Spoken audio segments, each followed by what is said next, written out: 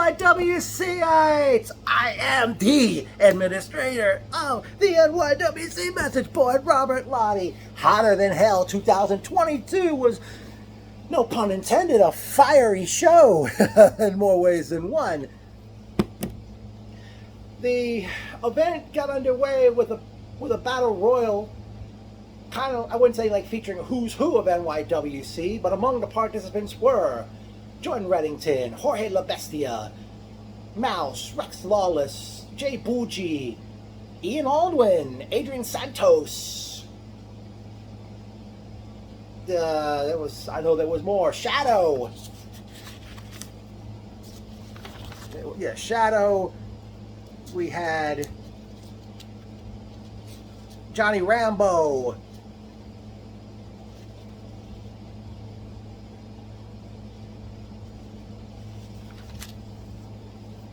The Shillelagh Hitmen. I don't know if they're still a team.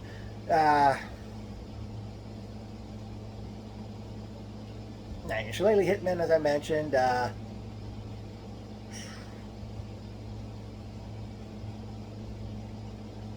Man. Alright. Well, it came, and 3 of Farmingville's own firefighters. It came down to it came down to them and Jordan Reddington near the end of the match, and I do apologize for not getting any of those firefighters' names, but the one firefighter with the gray hair wound up winning the battle royal.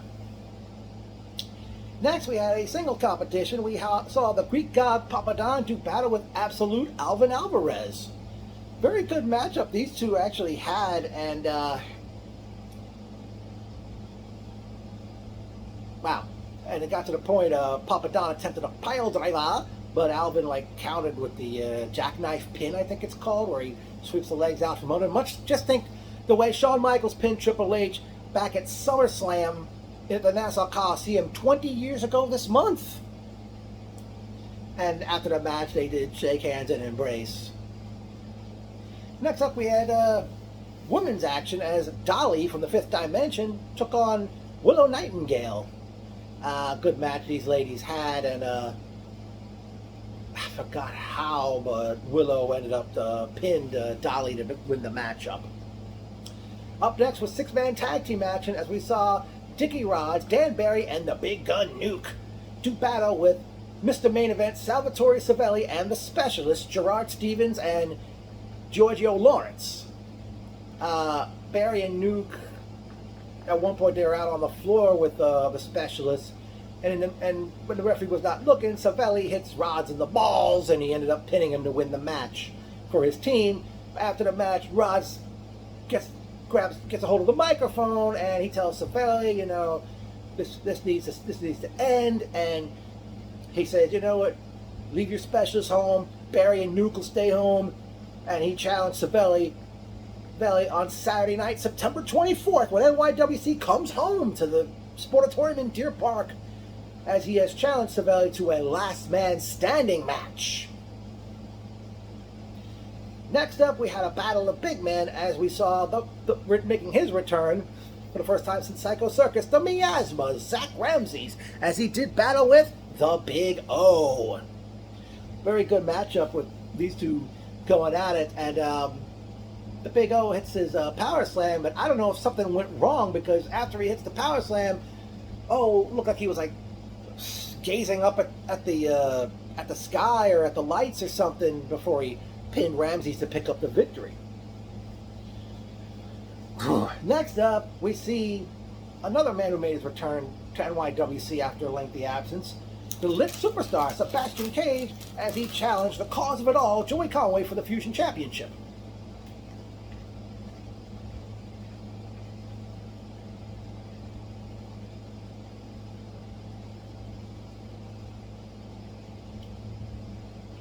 A good match these two guys had, and at one point Sebastian hit a Destroyer on Conway. Cage tried to hit the Destroyer again, but Conway countered with the Dude Buster and pinned him to win the match. More on that matchup later. The next match, we're set to see Starlet Champion Izzy McKenna joined forces with about a no one Aiden Bale to face Jordan Reddington and Bad Brad Benson. As Bale and McKenna were coming to the ring, Benson and Reddington, accompanied to the ring by Jorge La Bestia, Benson and Reddington attacked Bale and McKenna as they were coming to the ring, and they were going out, and they were out on the floor. Eventually, they make it to the ring. One point, Jorge comes up to the apron with that barbed wire stick or bat. Referee Jumbo Man James McGrady's telling him to get off the apron, and then he ejects Jorge from ringside, but Jorge left the bat on the floor. Eventually, Reddington gets his hands on it, and he decided to play ball on Bale, and the referee called for the bell, and I guess the match was a no contest. At that point, they're doing a number. Benson brings in a cinder block with barbed wire around it, but then as they're about to, I guess they're going to bash it over Izzy's head, but at that point, Dolly and Shadow come out, and they're standing right in front of Izzy, preventing it from happening, but then out comes Dr. Do of the Fifth Dimension, and he's daring, I forgot if Benson or Reddington had the cinder block with the barbed wire around it at the time, and he puts it down. Jorge comes back out, and he tells Jordan, hey man, let's go, let's get out of here, and they leave the ring. I guess that match was ended in a no contest.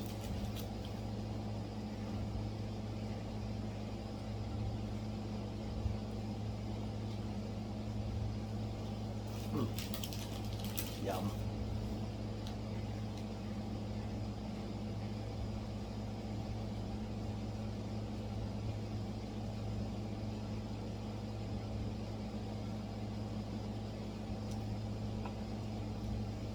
Next matchup, we see Sage Chance accompanied the ring by his fellow slimeball, Tommy Rant, as Sage did battle with the Man Bun Jesus, accompanied the ring by the Groovy Grizzlies. Good match these guys were having. I forgot how it ended, but I know it was Man Bun got the victory, and one of the Groovy Grizzlies decided to twerk.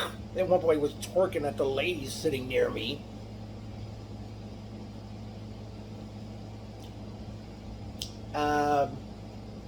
Man Bun picked up the victory, and I think after the match, Rant and one or two Grizzlies, I think he was trying to do a number on them. Alright, by the way, Sage, that was a cool mask you wore to the ring, man.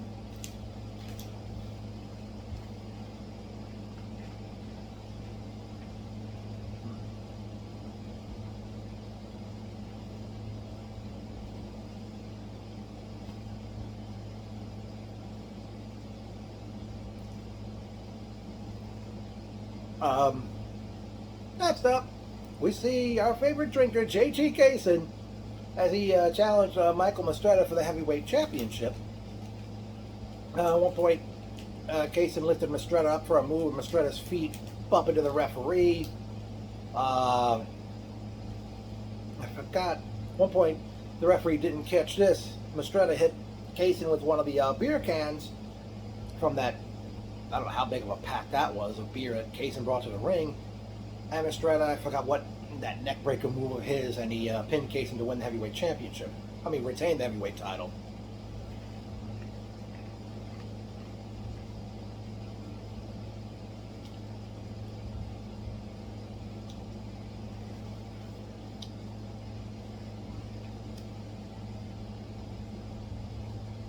At that point,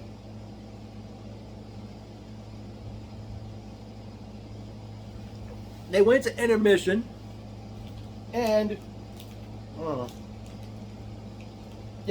that point they went to intermission, and they started putting the steel cage up, and I don't know if it took a long time to put it together and something. And I noticed the ropes were kind of loose, and they had to tighten them up again.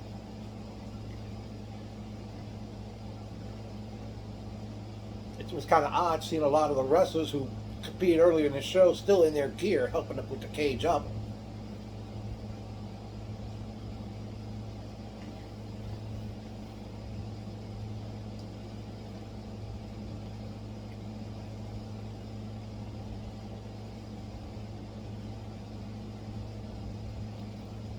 But we get on with the four-way tag title match in the steel cage as Milk Chocolate, who actually made it quite a grand entrance thanks to the Farmingville fire trucks, one of those big ladders. I mean, I thought the ladder was going to bump into the cage before it reached.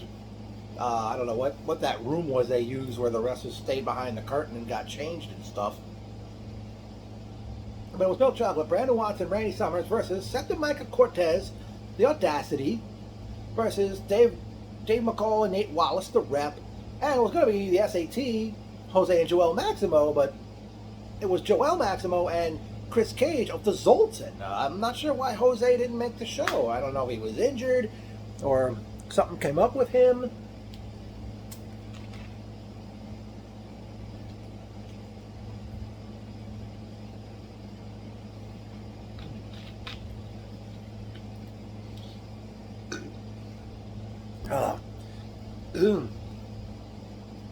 And the match was on, and you know they actually went out of the cage at one point. I thought they were going to go before they were going to take it into the crowd. All four teams. Brandon Watts bled. I'm not sure how somebody threw him in the cage or anything. Got to the point. At one point, I think Milk Chocolate was it. They took some kind of, I don't know if they're not twist ties that are used to tie up a loaf of bread. I don't know what those things were. They tied the Rep to the one side of the cage with them. And at one point Brandon Watts came off the top of the cage with a splash on somebody. I mean, we figured it'd be wild and crazy, especially in a cage. And I'm not sure why we had all four referees for this match. Jumbo Man, Ozzy, and the two referees whose names I do not know. I forgot exactly how it ended. But Milk Chocolate defeated The Audacity, the Rep, and Joel Maximo and Chris Cage to become the new NYWC Tag Team Champions, and they took the microphone after the match and said they've won the belts for the fifth time now. After the match, Joel gets his hand on the one tag belt they had. I don't know what happened with the other belt because Jose couldn't be there. And he hit both members of Milk Chocolate in the face with the belt and left them laying while all the other teams got out of there. Well, you know, this was a very good show. But personal notes time, it was great sitting with Sam and Justin. Great seeing Johnny, Chris Perry, Greg Gruber. Great meeting ring announcer Justin Gentile. Justin, I thought maybe your last name was titled Gentile or Gentle for some reason.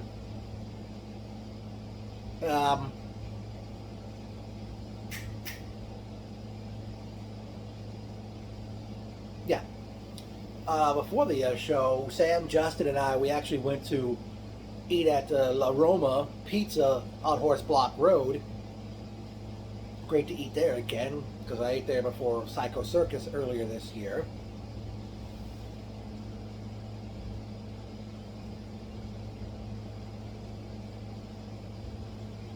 Some memorable quotes. Smile! Smile for Lottie! Papa Don, when he was choking Alvin on the ropes right in my direction. Kiss my ass, bitch! Marie, who was sitting on the opposite side from where I was, towards Papa Don. I don't give a fuck about your hat! Jordan Reddington during the opening moments of the his tag match, where he actually, one guy sitting 2 seats from me, he took his hat and threw it like a few rows back from where we were. I love that song, Man Bun Jesus, before entering the ring, referring to that song about the New York Wrestling Connection that I had put together. Now, for those wondering, that took me a long time to put together. It wasn't until the day before Hotter Than Hell where I finally put the finishing touches on it. I really wanted to get this, I was hoping to get the song done, the words put together and the song put up by Trust No One last month. You know, I see some people did enjoy it, and quite frankly, isn't that something? I managed to get it up on show day. And I'm not surprised that the founding father, John Kurtz, actually was the first one to comment on Facebook about it. Oh, and yeah. Chris Perry, you say I need to get a hobby, and because I have too much time on my hands. If you think I have too much time on my hands, you should have met my late father. And I'm not joking about that either.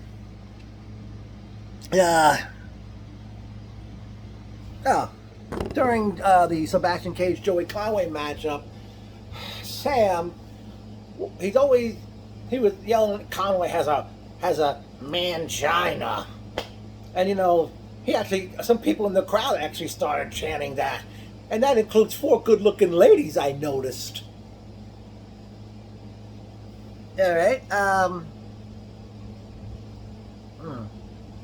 as mentioned earlier, NYWC comes home to the NYWC Sportatorium Saturday night, September 24th, as they present Eminem's favorite show title, Till I Collapse. And looks like, even though it's not made official yet, it'll be Dickie Rod's one-on-one with Mr. Main Event Salvatore Savelli in a last man standing match. I would like to see Nobody's Better Michael Mistretta defend his championship against Jaden Vallow.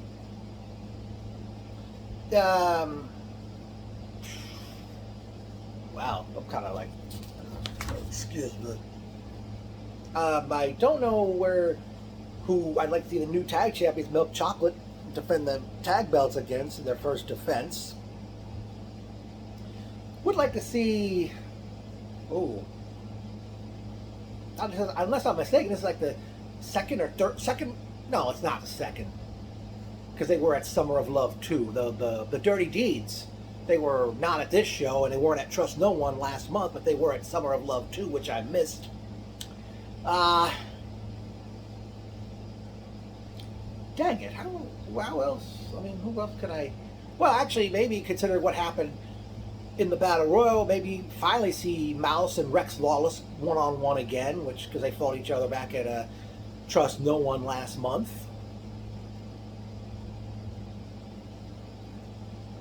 The situation with Aiden Bale and Jordan Reddington is going to continue, and I guess maybe Dolly and Shadow are going to get involved in that situation, and Dr. Do. Oh, man. I'm kind of thrown off as to what's going to happen come September 24th.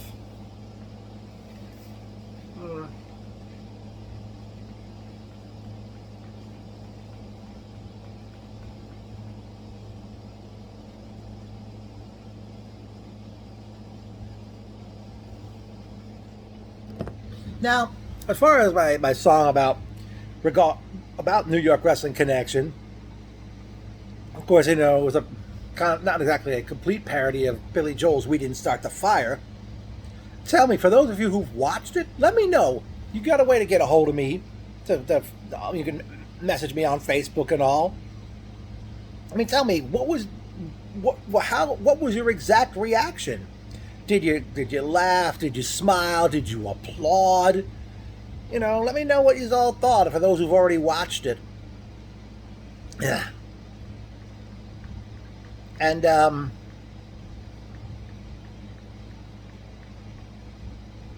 me see what else I can say here. I don't know if we had a bigger crowd compared to Trust No One last month at East Islip. I did notice Bear Bronson in attendance, but he wasn't on the show.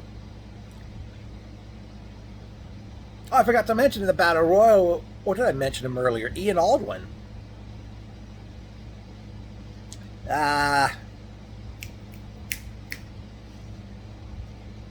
Dang it. Well, now I know I've mentioned this in the past, and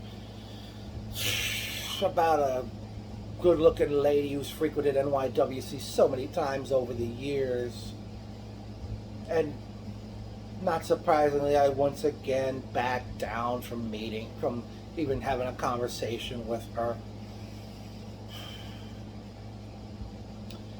And I'm sorry to say this, but, and I know people out there are going to tell me, don't put yourself down, or don't give up. All right, but I think it's safe to say that I'm a quitter at this. But as I said, Hotter Than Hell 2022, very good show.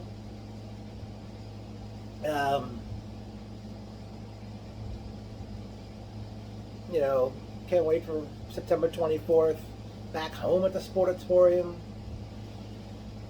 And NYWC rules.